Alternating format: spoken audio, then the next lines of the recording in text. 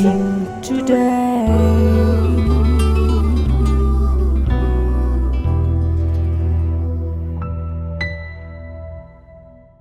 നമ്മുടെ ലൈഫിൽ പറയുവാണെങ്കിൽ നമുക്ക് ഒരുപാട് നല്ല മെസ്സേജ് കിട്ടുന്ന ഒരു പ്രോഗ്രാമാണ്. എസ്പെഷ്യലി യൂത്തിന് എവിടെ പോയാലും നമ്മുടെ ജീവിതത്തിൽ അനുവർത്തിക്കേണ്ടതായ ഒരുപാട് കാര്യങ്ങൾ നല്ല രീതിയിൽ നമുക്ക് പറഞ്ഞു തരുന്നുണ്ട്. This program is sponsored by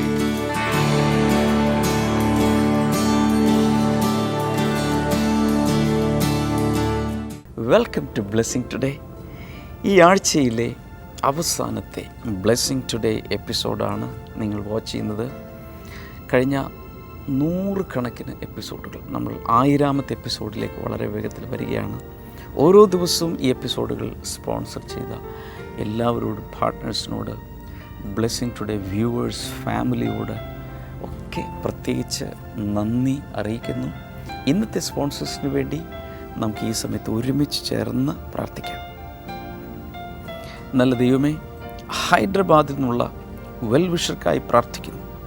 ആ സഹോദരിയുടെ മകന് MBAയുടെയും CATൻ്റെയും എൻട്രൻസ് എക്സാം നാളെ നടക്കുന്നല്ലോ. ഞങ്ങൾ ഒരുമിച്ച് തന്നെ അനുഗ്രഹിക്കുന്നു. എല്ലാ ടെൻഷനുകളും പരിപൂർണമായി മാറിപ്പോട്ടെ. അതുപോലെ സ്കിൻ അലർജി സൗഖ്യമാകട്ടെ. ആത്മീയ അനുഗ്രഹങ്ങളാൽ തന്നെ നിറയ്ക്കണമേ എന്ന് പ്രാർത്ഥിക്കുന്നു. മാത്രമല്ല, ഈ വെൽവിഷർക്ക് വേണ്ടി പ്രാർത്ഥിക്കുന്നു. തനിക്ക് നല്ല ആരോഗ്യം നൽകണമേ എന്ന് പ്രാർത്ഥിക്കുന്നു. കൂടെയുള്ള എല്ലാ അസുഖങ്ങളും യേശുവിൻ്റെ നാമത്തിൽ ഇതോടെ മാറിപ്പോകട്ടെ എന്ന് പ്രാർത്ഥിക്കുന്നു. ഹസ്ബൻഡിന് വേണ്ടി പ്രാർത്ഥിക്കുന്നു. കർത്താവേ, ഒരു കമ്പനിയിൽ നിന്ന് തനിക്ക് ലഭിക്കുവാനുള്ള ആ പണം എത്രയും വേഗം തൻ്റെ കൈകളിലേക്ക് മടങ്ങി വരുവാൻ ഇപ്പോൾ അങ്ങയോട് ഞങ്ങൾ പ്രാർത്ഥിക്കുന്നു, അനുഗ്രഹിക്കുന്നു. അടുത്തൊരു സ്പോൺസർക്ക് വേണ്ടി പ്രാർത്ഥിക്കാം. ഫിലഡൽഫിയയിൽ നിന്നുള്ള ഒരു വെൽവിഷറാണ്. നമുക്ക് ചേർന്ന് പ്രാർത്ഥിക്കാം. കർത്താവെ, ഞങ്ങൾ ഒരുമിച്ച് തൻ്റെ മകന് വേണ്ടി പ്രാർത്ഥിക്കുന്നു. തൻ്റെ മകൻ സാം തോമസിനെ തൻ്റെ വിദ്യാഭ്യാസത്തിൽ അനുഗ്രഹിക്കണമേ. നല്ല ആത്മീയ വളർച്ച അങ്ങ് നൽകണമേ എന്ന് പ്രാർത്ഥിക്കുന്നു. മകൾ സാഷയ്ക്ക് വേണ്ടി പ്രാർത്ഥിക്കുന്നു. അവളുടെ വിദ്യാഭ്യാസത്തെ ഏറ്റവും അനുഗ്രഹിക്കണമേ. കർത്താവ് നല്ല അനുഗ്രഹിക്കപ്പെട്ട ഒരു ഭാവിക്ക് വേണ്ടി ഞങ്ങൾ അങ്ങയോട് പ്രാർത്ഥിക്കുന്നു. ഈ വെൽവിഷർക്കും തൻ്റെ ഭാര്യയ്ക്കുമായി പ്രാർത്ഥിക്കുന്നു. കർത്താവെ, കുടുംബത്തിൻ്റെ മേൽ ദൈവിക അനുഗ്രഹങ്ങളെ അങ്ങ് ചൊരിയണമേ. ജോലിയുടെ മേൽ അങ്ങ് അനുഗ്രഹങ്ങളെ ചൊരിയണമേ എന്ന് പ്രാർത്ഥിക്കുന്നു. ഇരുഭാഗത്തുമുള്ള മാതാപിതാക്കന്മാർക്കായി പ്രാർത്ഥിക്കുന്നു. അവരുടെ ആരോഗ്യത്തിനും അവരുടെ മേൽ സകല അനുഗ്രഹങ്ങളും വന്ന് നിറയേണ്ടതിനായി ഞങ്ങൾ അങ്ങയോട് പ്രാർത്ഥിക്കുന്നു. Thank you Lord. ഞങ്ങളുടെ പ്രാർത്ഥന കേട്ടതിനാൽ നന്ദി. യേശുവിൻ്റെ നാമത്തിൽ തന്നെ, ആമേൻ. ബ്ലെസ്സിംഗ് ഫെസ്റ്റിവൽ നിലമ്പൂർ നവംബർ 21 വെള്ളി. സമയം രാവിലെ 10 മുതൽ 1 മണി വരെ. OCK auditorium, Kodathippadi stop, Ooty Calicut road, Nilambur. Blessing festival Sultan Bathery, Wayanad November 22 ശനി. സമയം രാവിലെ 10 മുതൽ. Saint Joseph English medium school auditorium, Cheeral road, Sultan Bathery.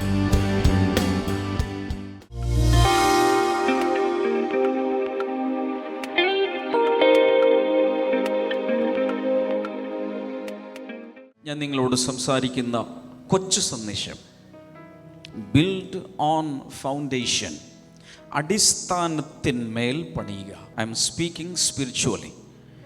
നമ്മുടെ ജീവിതം പണിയേണ്ടത് അടിസ്ഥാനത്തിൻ്റെ മേലാണ്, മണ്ണിന്മേലല്ല, വൈക്കോലിന്മേലല്ല, വേറെ എന്തെങ്കിലും പഞ്ഞിയുടെ മേലല്ല. എന്തിൻ്റെ മേൽ പണിയണം? അടിസ്ഥാനത്തിൻ്റെ മേൽ പണിയണം. എല്ലാവരോടും വളരെ ശക്തമായി പരിശുദ്ധാത്മാവ് ഇന്ന് സംസാരിക്കുന്നൊരു സന്ദേശമാണ്. എവിടെയാണ് നമ്മുടെ ജീവിതത്തെ പണിയേണ്ടത്? ഉറക്കെ പറയാമോ? അടിസ്ഥാനത്തിൻ്റെ മേൽ. ആ ഭാഗം ഒന്നുകൂടി വായിക്കാം. എങ്കിലും ദൈവത്തിന്റെ ഉറപ്പുള്ള അടിസ്ഥാനം, ദൈവത്തിൻ്റെ ഉറപ്പുള്ള അടിസ്ഥാനം. ഏതെങ്കിലും ഒരു അടിസ്ഥാനത്തിൻ്റെ മേലല്ല ജീവിതത്തെ പണിയേണ്ടത്. പിന്നെ എന്തിന്മേലാണ്? ദൈവത്തിൻ്റെ അടിസ്ഥാനം. പറയാമോ? ദൈവത്തിന്റെ. എല്ലാവരും പറഞ്ഞു. ദൈവത്തിന്റെ അടിസ്ഥാനം. അതിനുശേഷമുള്ളൊരു ഭാഗം കൂടെ നമുക്ക് വായിക്കാം. എങ്കിലും ദൈവത്തിന്റെ ഉറപ്പുള്ള അടിസ്ഥാനം നിലനിൽക്കുന്നു. അതിൻ്റെ അർത്ഥം ദൈവികമായ ഒരു അടിസ്ഥാനത്തിൻ്റെ മേലാണ് ജീവിതത്തെ പണിയുന്നതെങ്കിൽ എന്താ സംഭവിക്കാൻ പോകുന്നത്? അത് നിലനിൽക്കുന്നു. ജീവിതത്തിൽ ആർക്കും നിന്നെ താഴെ വീഴ്ത്താൻ സാധ്യമല്ല. നീ വീണു പോകുകയില്ല. ജീവിതത്തിൽ ഒരു തകർച്ച ഉണ്ടാകുകയില്ല. കാരണം ദൈവത്തിൻ്റെ സ്ഥിരമായ അടിസ്ഥാനത്തിൻ്റെ മേലാണ് നിന്റെ ജീവിതത്തെ കർത്താവ് പണിതിരിക്കുന്നത്. തുടർന്ന് വായിച്ചേ.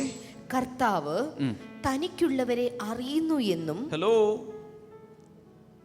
ഇവിടെ ഇരിക്കുന്ന എല്ലാവരെയും കർത്താവ് വ്യക്തിപരമായി അറിയുന്നു. ഹല്ലേലൂയ. കർത്താവ് തനിക്കുള്ളവരെ നന്നായി അറിയുന്നു. എന്നും കർത്താവിന്റെ നാമം ഉച്ചരിക്കുന്ന ഏവനും. കർത്താവിന്റെ നാമം വിളിച്ചപേക്ഷിക്കുന്ന എത്ര പേർ ഇതിനകത്ത് ഇരിപ്പുണ്ട്? എല്ലാവരും കർത്താവിന്റെ നാമത്തെ വിളിച്ചപേക്ഷിക്കുന്നു. ഓക്കെ, വായിച്ചേ. ഏവനും അധർമ്മത്തിൽ നിന്ന് അകന്നുകൊള്ളണമെന്നും. ആഹാ, പാപം വിട്ട് മാറിക്കൊള്ളണം.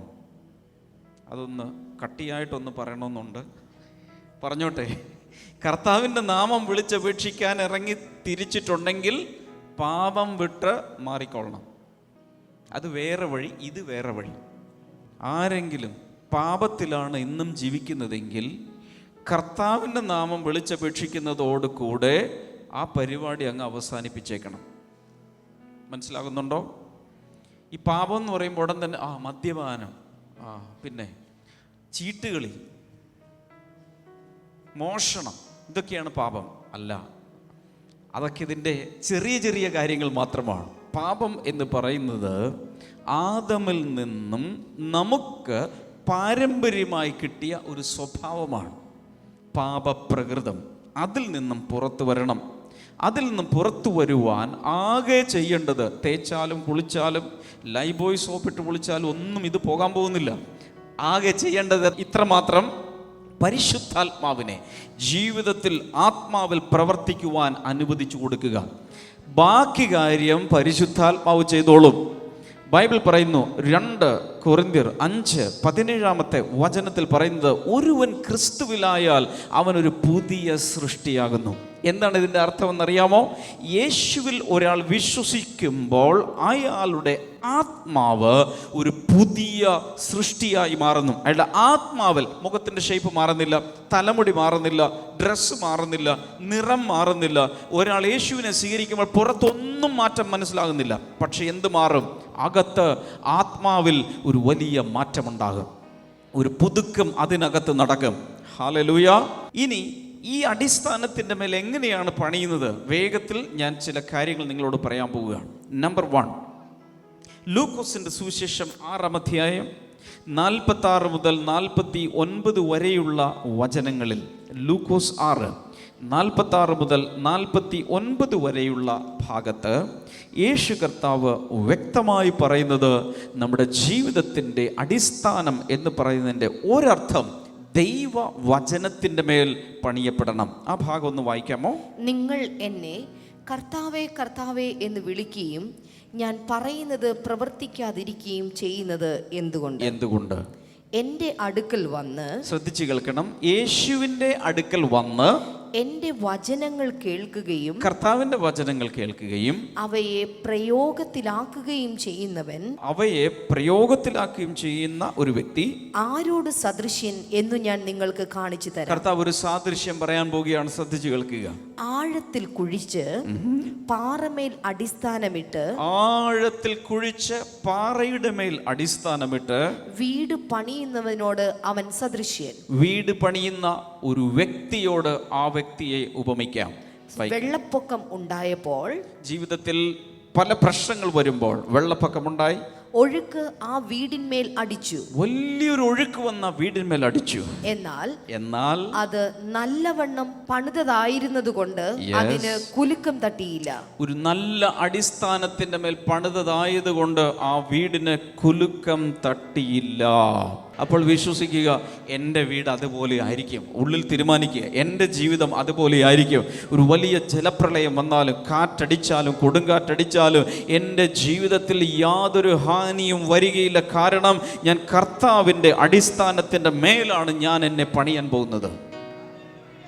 Praise God. അടുത്ത വചനം വായിക്കാം. എന്നാൽ എന്റെ വചനങ്ങൾ കേൾക്കുകയും വചനങ്ങളെല്ലാം കേൾക്കുന്നു, അവയെ പ്രയോഗത്തിലാക്കാതിരിക്കുകയും ചെയ്യുന്നവൻ, എന്നാൽ ജീവിതത്തിൽ അത് പ്രാവർത്തികമാക്കാതിരിക്കുകയും ചെയ്താൽ, അടിസ്ഥാനം കൂടാതെ മണ്ണിന്മേൽ വീട് പണിത മനുഷ്യനോട് സദൃശ്യൻ. മണ്ണിന്റെ മേൽ ഒരടിസ്ഥാനവുമില്ലാതെ വീട് പണിതൊരു വ്യക്തിയോട് സദൃശ്യം. ഒഴുക്ക് ആ വീടിന്മേൽ അടിച്ച ഉടനെ, ഒഴുക്ക് ആ വീടിന്മേൽ അടിച്ച ഉടനെ അത് തകർന്നു വീണു.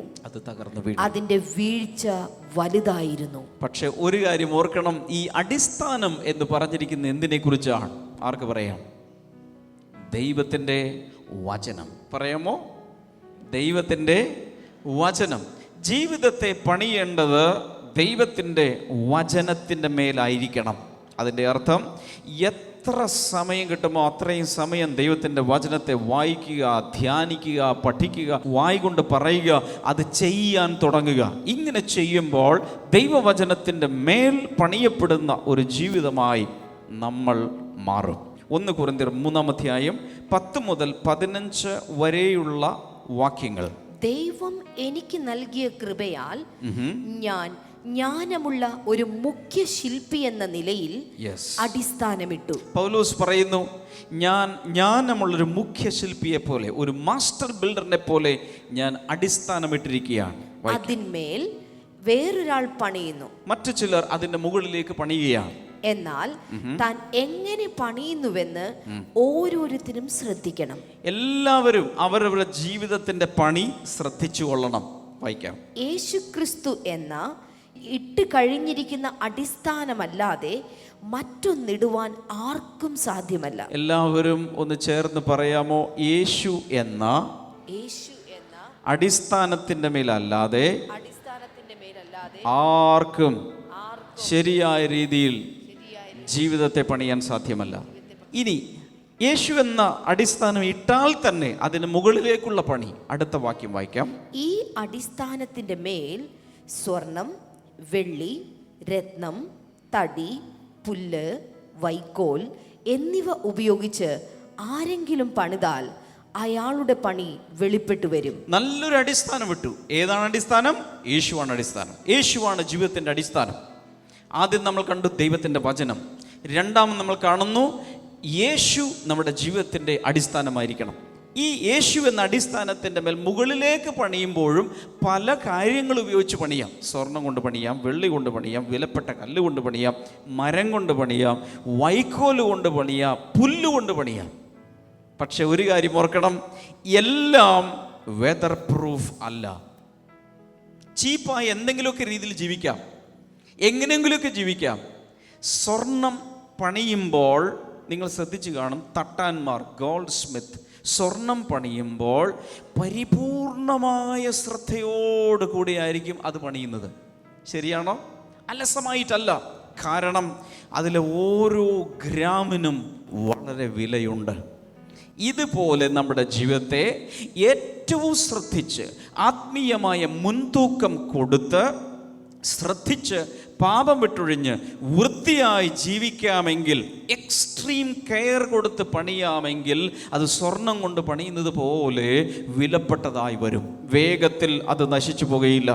പുല്ലുകൊണ്ട് പണിയുക എന്ന് പറഞ്ഞാൽ ഒരു ശ്രദ്ധയുമില്ലാതെ എന്തെങ്കിലുമൊക്കെ കൊണ്ട് അങ്ങോട്ടും ഇങ്ങോട്ടും ഒരു കയറൊക്കെ പാകി ഒരു വള്ളിയൊക്കെ കെട്ടി ചുമ്മാ അങ്ങ് വെച്ചു. പക്ഷെ എന്ത് സംഭവിക്കും? ആരെങ്കിലും അപ്പുറത്ത് നിന്നൊരു സിഗരറ്റ് വലിച്ച് അതിൻ്റെ ഒരു തരി വീണാൽ മതി, ആ വീടങ്ങ് കത്തിപ്പോവും. ഹലോ, ഇതുപോലെ ആരെങ്കിലും എന്തെങ്കിലും ചെയ്താൽ നശിച്ചു പോകുന്ന രീതിയിലല്ല ജീവിതത്തെ പണിയേണ്ടത്. മറിച്ച് ആർക്കും ഒരു തരത്തിലും നശിപ്പിച്ചു കളയാൻ കഴിയാത്ത രീതിയിൽ യേശുക്രിസ്തു എന്ന അടിസ്ഥാനത്തിൻ്റെ മേൽ, ദൈവവചനത്തിൻ്റെ അടിസ്ഥാനത്തിൽ ജീവിതത്തെ പണിയാമെങ്കിൽ സാത്താനാകട്ടെ മനുഷ്യനാകട്ടെ ഒരാൾക്കും ജീവിതത്തെ തകർത്ത് കളയാൻ സാധ്യമല്ല. കൈകൾ തട്ടി കർത്താവിന് നന്ദി പറയാൻ തുടങ്ങാം. ശക്തിയോടെ ഹല്ലേലൂയ പറയാം. ഇനി എഫേസ്യ ലേഖനത്തിലേക്ക് വരാം. 2-ാം അധ്യായം 19 മുതലുള്ള വചനങ്ങൾ നമുക്കൊന്ന് നോക്കാം. എഫേസ്യ ലേഖനം 2-ാം അധ്യായം 19 മുതൽ വായിച്ചു നോക്കാം. 2-ാം അധ്യായത്തിന്റെ 19 മുതൽ 22 വരെയുള്ള ഭാഗം.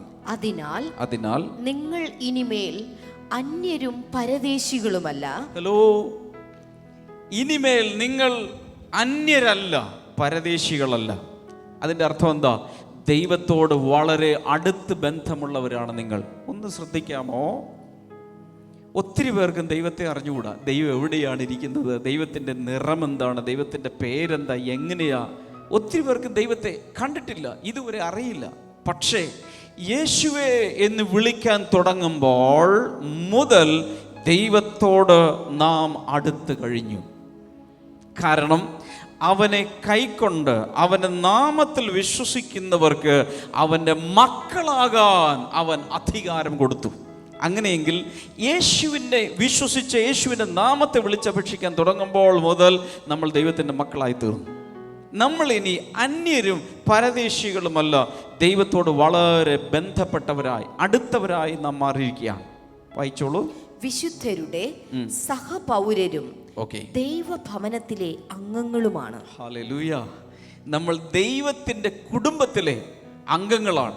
എന്ന് വെച്ചാൽ ദൈവത്തിൻ്റെ വീട്ടുകാരായി നമ്മൾ മാറിയിരിക്കാൻ. ഇതെല്ലാം വചനത്തിൽ പറഞ്ഞിരിക്കുമ്പോൾ അതങ്ങ് വിശ്വസിക്കണം. വായിക്കാം. ക്രിസ്തു യേശു തന്നെ മൂലക്കല്ലായിരിക്കെ. ഇനി പറയുന്നതാണ് ശ്രദ്ധിക്കേണ്ടത്. ക്രിസ്തു യേശു തന്നെ അടിസ്ഥാനത്തിന്റെ മൂലക്കല്ലായിരിക്കുമ്പോൾ നിങ്ങളെ അപ്പസ്തോലന്മാരും പ്രവാചകന്മാരും എന്ന അടിസ്ഥാനത്തിന്മേൽ പണിതിരിക്കുന്നു. എന്ന് വെച്ചാൽ അന്നുണ്ടായിരുന്ന യേശു കർത്താവിനോട് കൂടെ ഉണ്ടായിരുന്ന അപ്പസ്തോലന്മാരുടെയും പ്രവാചകന്മാരുടെയും അടിസ്ഥാനത്തിൻ്റെ മേൽ, എന്ന് വെച്ചാൽ അവരുടെ ശുശ്രൂഷ കൂടെ നമുക്ക് ഒരു വലിയ അടിസ്ഥാനമായി മാറിയിരിക്കുകയാണ്. ഉദാഹരണത്തിന് 4 സുവിശേഷങ്ങൾ ബൈബിളിലുണ്ട്. അതിലാണ് യേശു എന്താണ് ഈ ഭൂമിയിൽ ചെയ്തത്, ജീവിച്ചത്, മരിച്ചത്, ഉയർത്തെഴുന്നേറ്റത്, സ്വർഗാരോഹണം ചെയ്തത്, അതെല്ലാം സുവിശേഷങ്ങളിലുണ്ട്. അതിനുശേഷം അപ്പസ്തോല പ്രവർത്തികൾ എന്ന പുസ്തകം മുതൽ അതിനുശേഷമുള്ള റോമർ, കൊരിന്ത്യർ മുതലായ ലേഖനങ്ങളെല്ലാം വായിക്കുമ്പോൾ അതിലൂടെ കാണുന്നത് അപ്പസ്തോലന്മാരുടെയും പ്രവാചകന്മാരുടെയും ശുശ്രൂഷയാണ്.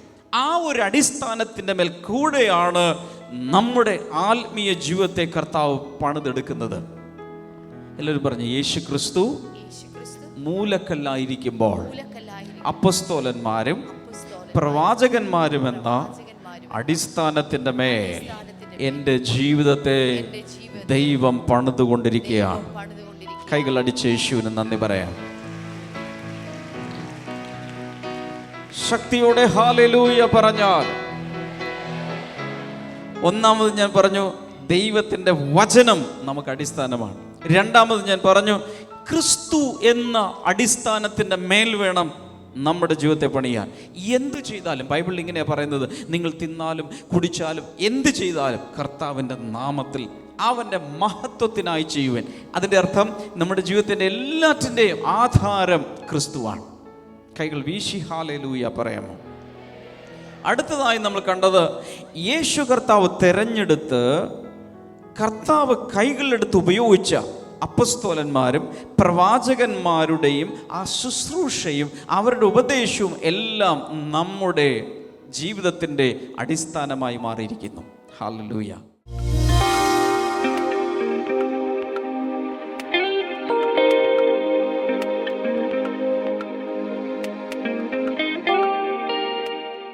ഷമാൻഡി ഇവിടെ ദൈവം ചെയ്ത വലിയൊരു അത്ഭുതം എന്ന് പറയുന്നത്, സിസ്റ്ററിന് കണങ്കാലിന് ഭയങ്കര വേദനയായിരുന്നു. ഡോക്ടേഴ്സിനെ കണ്ടപ്പോൾ ഡോക്ടർമാർ പറഞ്ഞത് വെയിറ്റ് കൂടുതലായതുകൊണ്ട് എല്ലിനൊക്കെ തേയ്മാനം ഉണ്ടാകുമെന്ന് പറഞ്ഞു.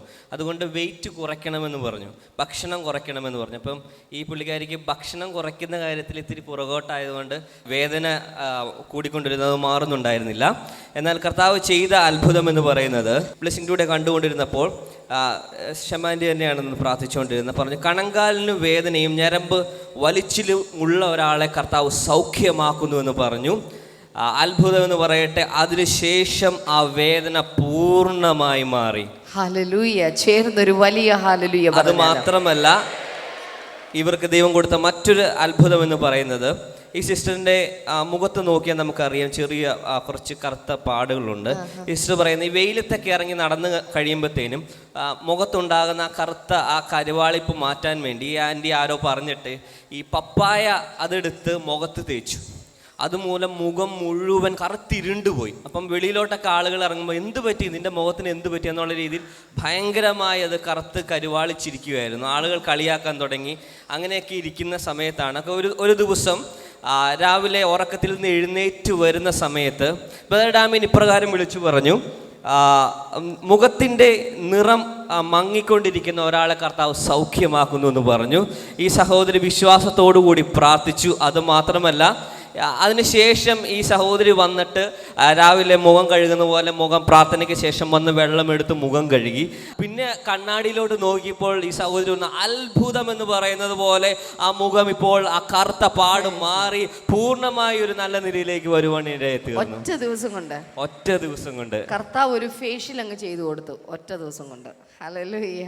കാലിൻ്റെ വേദന ഇപ്പം എങ്ങനെയുണ്ട്? ഒരു പ്രശ്നമില്ല. അന്നപ്പോൾ എനിക്കൊരുപ്പെട്ട അനുഭവം, മേഡം ഇത് പറഞ്ഞപ്പോൾ ഉള്ളംകാലിൽ നിന്ന് ഉച്ചി വരെ ഒരു പെരുപ്പാണോ എന്നതാണെന്ന് എനിക്കറിയത്തില്ല. അപ്പം അനുഭവപ്പെട്ട അന്നോട്ട് ഇന്ന് വരെ ഒരു വേദന, അതിലും കൂടുതൽ വെയിറ്റ് കൂടിയിട്ടേ ഉള്ളൂ. എനിക്ക് വെയിറ്റ് കൂടിയിട്ടേ ഉള്ളൂ, പക്ഷെ വേദന ഇല്ല. ഹല്ലേലൂയ. കൈകളടിച്ച് കർത്താവിനെ ഒന്ന് സ്തുതിച്ചാലോ. ഹല്ലേലൂയ. കർത്താവേ, നിന്റെ നാമത്തിൽ ഈ മകളെ അനുഗ്രഹിച്ചു പ്രാർത്ഥിക്കുന്നു. അങ്ങയുടെ എല്ലാ അനുഗ്രഹങ്ങളും നന്മകളും അങ്ങ് പകർന്നതിനായി നന്ദി. ഇനിയും കർത്താവിൻ്റെ സാക്ഷിയായി നിൽക്കാൻ ദൈവകൃപ കൊടുക്കണമേ, യേശുവിൻ്റെ നാമത്തിൽ തന്നെ. ആമേൻ.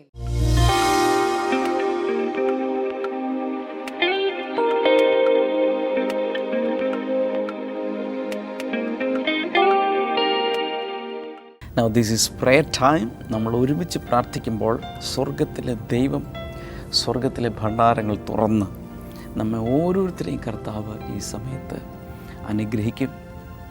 കർത്താവ് ഈ സമയത്ത് ഞങ്ങളെല്ലാവരും ചേർന്ന് അങ്ങയോട് പ്രാർത്ഥിക്കുന്നു. Thank you Jesus.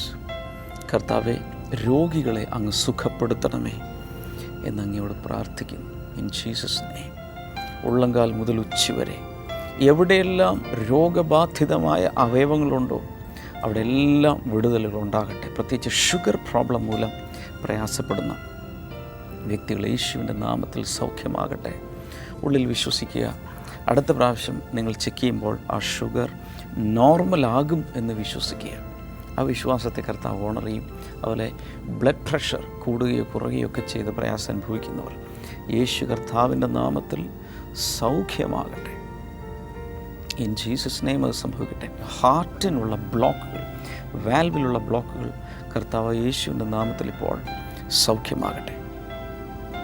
ജോയിൻറ്റുകളിലുള്ള വേദന, ശരീരത്തിലെ ഓരോ ജോയിൻറ്റുകളിലുള്ള വേദനയും ആമവാദം പോലെയുള്ള അസുഖങ്ങൾ യേശുവിൻ നാമത്തിൽ ഇപ്പോൾ സൗഖ്യമാകട്ടെ. യൂട്രസിലെ ഫൈബ്രോയിഡ് മാറിപ്പോകട്ടെ. ഫൈൽസ് രോഗം സൗഖ്യമാകട്ടെ. ഹെർണിയ യേശുവിൻ്റെ നാമത്തിൽ സൗഖ്യമാകട്ടെ. വെരിക്കോസ് വെയിൻ യേശുവിൻ നാമത്തിൽ സൗഖ്യമാകട്ടെ. Thank you Jesus. കണ്ണുകളുടെ കാഴ്ച കുറയുന്നത്, മങ്ങുന്നത് തിരികെ വരട്ടെ. കാതുകളുടെ കേൾവിശക്തി യേശുവിൻ്റെ നാമത്തിൽ തിരികെ വരട്ടെ. സംസാരശേഷി ഇല്ലാത്തവർക്കായി പ്രാർത്ഥിക്കുന്ന കർത്താവ് അത്ഭുതകരമായ വിടുതൽ കൊടുക്കണമേ. എല്ലാവിധ ക്യാൻസറുകളും സൗഖ്യമാകട്ടെ. അതുപോലെ കുഞ്ഞുങ്ങളില്ലാത്ത ദമ്പതികൾക്ക് വേണ്ടി പ്രാർത്ഥിക്കുന്നു. ഒരു കുഞ്ഞു പോലും ഇല്ലാത്ത ദമ്പതികളുണ്ട്. ചിലപ്പോൾ ഒരു കുഞ്ഞുണ്ട്, അടുത്തൊരു കുഞ്ഞിനെ കൂടെ വേണം. നിങ്ങളുടെ ആവശ്യം എന്താണെങ്കിലും കർത്താവിനോട് ഈ സമയത്ത് പറയുക. കർത്താവെ, നിരാശകൾ മാറട്ടെ, ശൂന്യതകൾ മാറട്ടെ. കർത്താവ് മാരീഡ് ലൈഫിനെ അനുഗ്രഹിക്കണമേ എന്ന് പ്രാർത്ഥിക്കുന്നു. അതുപോലെ സമാധാനമില്ലാത്ത ഹൃദയങ്ങളും കുടുംബങ്ങളും കർത്താവ് യേശുവിൻ്റെ നാമത്തിൽ അവരിലേക്ക് കർത്താവ് ഇറങ്ങിച്ചെന്ന് പ്രവർത്തിക്കണമേ. ദൈവിക സമാധാനത്തെ നൽകണമേ. സാമ്പത്തികമായ സ്വാതന്ത്ര്യം ആവശ്യമുള്ളവർക്ക്, കടബാധ്യതകളിൽ നിന്ന് വിടുവിക്കപ്പെടേണ്ടവർക്ക് വേണ്ടി പ്രാർത്ഥിക്കുന്നു. കർത്താവിടെ എല്ലാ അത്ഭുതങ്ങളും ചെയ്യണം. വിവിധ രീതിയിലുള്ള വാതരോഗങ്ങളും സൗഖ്യമാകട്ടെ. ഞങ്ങളുടെ പ്രാർത്ഥന കേട്ടതിനാൽ നന്ദി പറയുന്നു. ഈ സ്ക്രീനിലേക്ക് നിങ്ങളുടെ ആവശ്യങ്ങൾ എന്താണെങ്കിലും ഇപ്പോൾ കൈനീട്ടി കർത്താവ് വിശ്വസിക്കുക. പുകവലി മൂലം പ്രയാസപ്പെടുന്ന വ്യക്തികൾ സ്വതന്ത്രമാകട്ടെ. പല മയക്കുമരുന്നുകൾക്ക് അടിമകളായവർ സ്വതന്ത്രമാകട്ടെ. ബാഡ് ഹാബിറ്റ്സിന് അടിമകളായവർ സ്വതന്ത്രമാകട്ടെ. മദ്യപാനത്തിൻ്റെ പിടിയിൽ നിന്നും പുറത്തു വരട്ടെ. In Jesus name. Thank you Lord. കർത്താവ് ഉത്തരം നൽകിയതിനായി നന്ദി. യേശുവിൻ നാമത്തിൽ തന്നെ ആമേൻ. ഈ ആഴ്ചയിലെ ബ്ലെസ്സിങ് ഫെസ്റ്റിവലുകൾ ഇന്ന് ആരംഭിക്കുകയാണ്. ഇന്നും നാളെ നടക്കുന്ന ബ്ലെസ്സിങ് ഫെസ്റ്റിവലിലേക്ക് എല്ലാവരെയും സ്വാഗതം ചെയ്യുന്നു. മാത്രമല്ല എല്ലാ ഞായറാഴ്ചകളിലും ബ്ലെസ്സിങ് സെൻറ്ററുകൾ നടക്കുന്ന പ്രാർത്ഥനകളിലേക്ക് എല്ലാവരെയും സ്വാഗതം ചെയ്യുന്നു. ബ്ലെസ്സിങ് ഫെസ്റ്റിവലുകളിൽ വരുന്ന വ്യക്തികളോട് വ്യക്തിപരമായി എനിക്ക് റിക്വസ്റ്റ് ചെയ്യാനുള്ളത്, അതിൽ മാത്രം പോരാ, ബ്ലെസ്സിങ് സെൻറ്ററുകളിൽ വന്ന എല്ലാ ആഴ്ചയിലും ദൈവവചനം കേൾക്കാനും അനുഗ്രഹ പ്രാർത്ഥനകളിൽ സംബന്ധിക്കാനും കൂടെ മനസ്സ് വയ്ക്കുക. അങ്ങനൊരു ചുവട് വയ്ക്കുമ്പോൾ കർത്താവ് ഒത്തിരി നമ്മളെ അനുഗ്രഹിക്കും. ബ്ലെസ്സിങ് ടുഡേയെക്കുറിച്ച് കേട്ടില്ലാത്ത ഒരാളോടെങ്കിൽ ഇന്ന് തന്നെ പറയുക. തിങ്കളാഴ്ച അടുത്ത ബ്ലെസ്സിങ് ടുഡേക്ക് വേണ്ടി കാത്തിരിക്കുക. God bless you all. Bye. Today I'm going to speak to you about the anointing to be a repairer.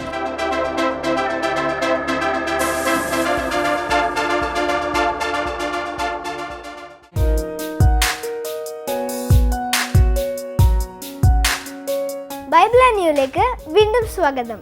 ഇന്നത്തെ ചോദ്യം ഇതാണ്: ദാവീദിന്റെ മേശയിൽ നിന്നും നിത്യവും ഭക്ഷണം കഴിച്ചുകൊണ്ടിരുന്ന ഒരു രാജകുമാരൻ ആരായിരുന്നു? Which prince ate bread always from David's table? Options: A. Mephibosheth, B. Akshalom, C. Amnon, D. Adoniav.